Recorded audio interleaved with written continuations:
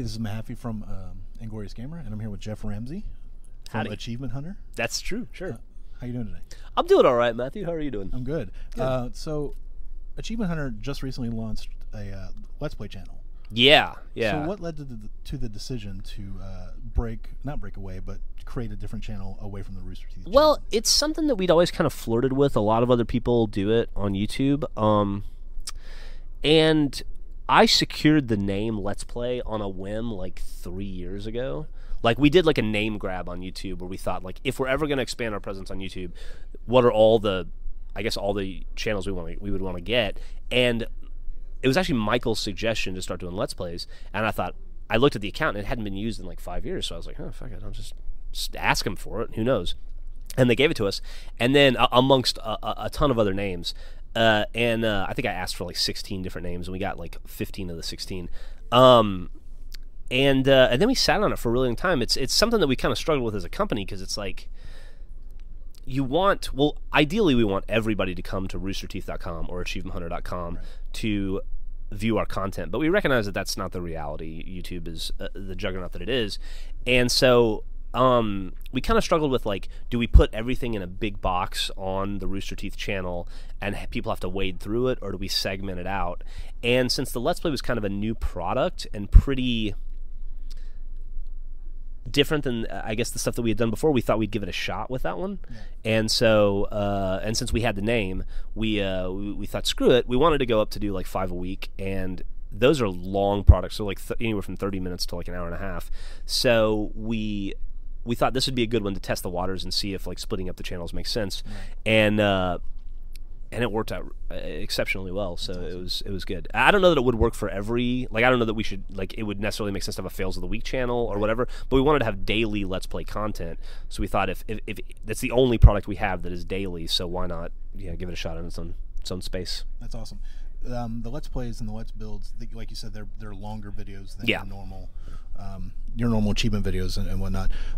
What do you do after a Let's Play or a Let's Build to, like, calm down a little bit, because you guys tend to, I mean, like, really get into it? Honestly, we film another Let's Play. Really? Yeah, we try to do there are some days, and I think the guys hate me for it, but I refuse to be idle.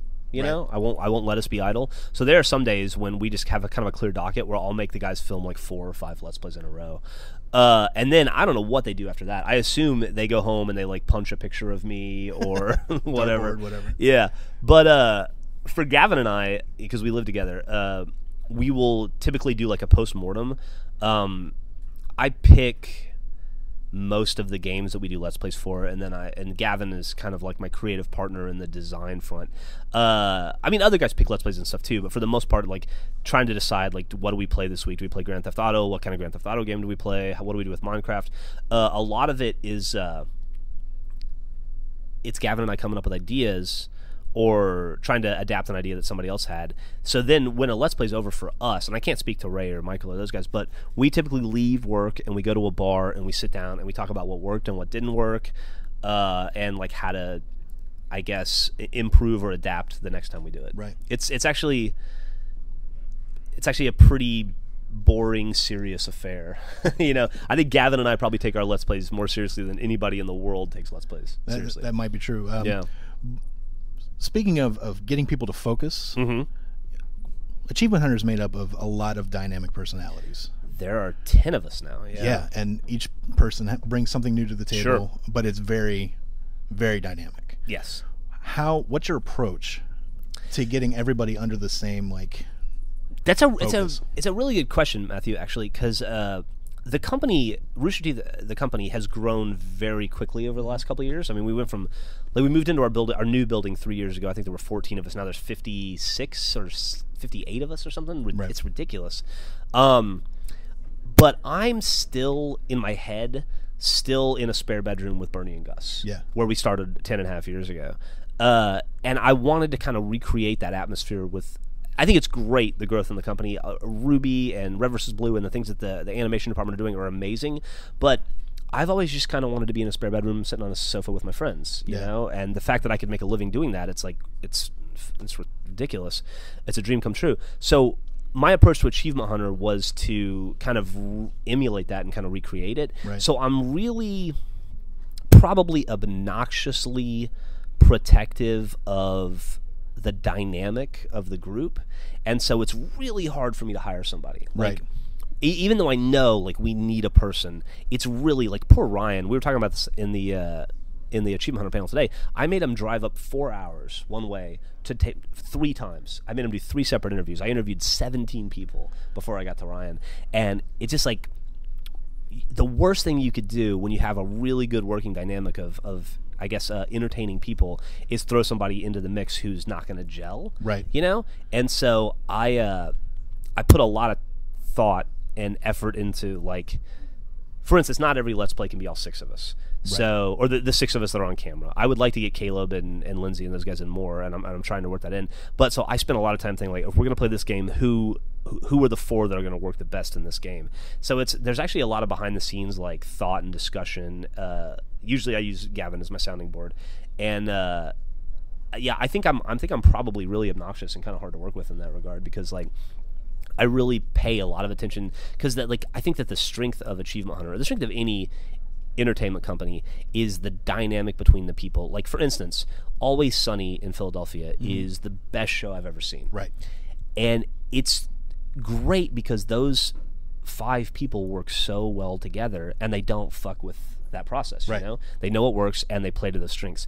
And so I try to kind of do the same thing with Achievement Hunter, and it's like there have been some really talented people that have come along, and I don't, like, I look at them and I think, like, you probably wouldn't be the best fit in the group dynamic. You have to have a really thick skin. You have to be really self-effacing. You have to be ready to make fun of yourself and allow yourself to be made fun of in really brutal ways by a lot of people. Right. And maybe it gets cut, maybe it doesn't. So it's something that I'm really, really protective of. And if I wasn't so protective, Achievement Hunter probably would have grown a lot faster, a lot quicker, which may have been better. I don't know, because our poor guys work a ridiculous amount, and I feel sorry for them. Well, I mean, you do have to protect that culture. You do. That's what separates Achievement Hunter from the other, the rest of the noise on YouTube. I hope so, right? And that's what I think helped Rooster Teeth grow, is that, like, it wasn't just like 5 funny dudes or 6 funny dudes. It was 6 funny dudes that knew each other so well. They knew how to push each other's buttons, and they just interacted so well. I mean, like, the dynamic between Gus and Bernie and Matt and Jeff and Joel and Jason and Dan was just, and Kathleen, was we were all people that knew each other really, really well and knew how to make each other laugh or piss each other off at the right moment. And I think that's a pretty special thing. Like, I grew up watching the Howard Stern show. I'm probably the world's biggest Howard Stern fan. A lot of people say that.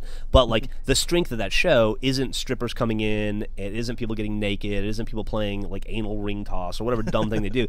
It's the fact that, like, Howard can piss anybody in that room off in 30 seconds. Yeah. And vice versa.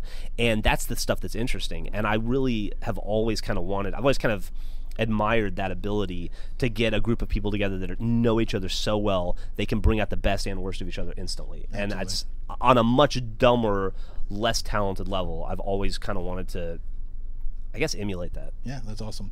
Well, thanks for joining us. Yeah, absolutely. Enjoy the rest of the RTX. I'll do my best. And try to stay sane through this. This is crazy. I will. This is Mahaffey from Inglorious Gamer. We know you play.